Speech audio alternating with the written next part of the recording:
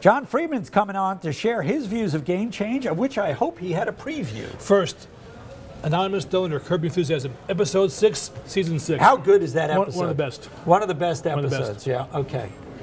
Let's turn to Game Change. Yes. Now, is this based on a book? Sure. Best-selling book of the same name. Best-selling book. I did not read the book. Did you read the book? I read parts of it. You read parts of the book? Yes. And you saw a preview of Game Change? I saw a DVD of it, yes. You saw, and what am I supposed to make of this? Is this, now, who plays Sarah Palin? Julianne Moore, who's terrific. Julianne Moore. The acting in this movie is uniformly great. Okay. So you're very pro the acting, and yet you had some misgivings about Game Change. I do. Why don't you share with our friends out there your To knock Sarah Palin in 2012 is low-hanging fruit. We all know about her image and reputation as a politician and a speaker, and to rehash some of the same things as before seems to be easy pickings. And it's a bit late. So this is Game Change came out shortly after the 2008 elections, correct? About 2 years later, yeah. About 2 years later.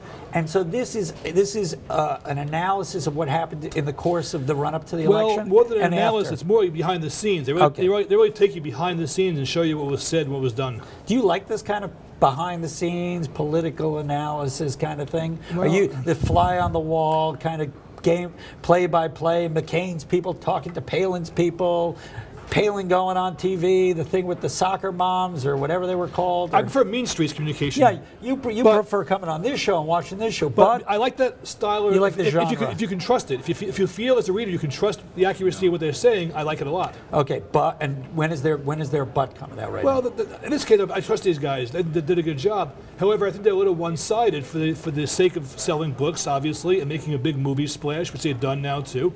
I think it would have been more interesting for the viewer, me for example, you for example, to show a different side of the election. Where was John McCain in all of this? Where was Steve Smith, his main advisor? They chose Sarah Palin. They plucked her out of obscurity and made her what she was. Right. And but the overall biopic tone and all that, you think the point of it is that the viewer is not allowed to make up his own mind. There's a strong editorial slant to the piece, and so it's kind of telling you what to think. Well, they're trying to. I mean, they don't have to. If you would support Sarah Palin, you're going to say, oh, this movie is bunk, I don't care about it, I like her anyway. Right. And if you don't like her, you'll say, ah, I'm confirmed, she is this and that.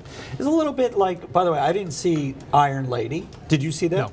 I didn't see that, but I got a little bit of the feedback, which is Meryl Streep plays Margaret Thatcher. She came across, she was obviously a bigger historical personality than, say, Sarah Palin. Are you kidding? Well, I would. Are you sure about that? I can say that pretty safely. All right, if you say so. Right. But the reality, so she had a lot more historical track record, but the movie, from what I understand, again, took a relatively narrow focus on her life. By definition, all these movies have to.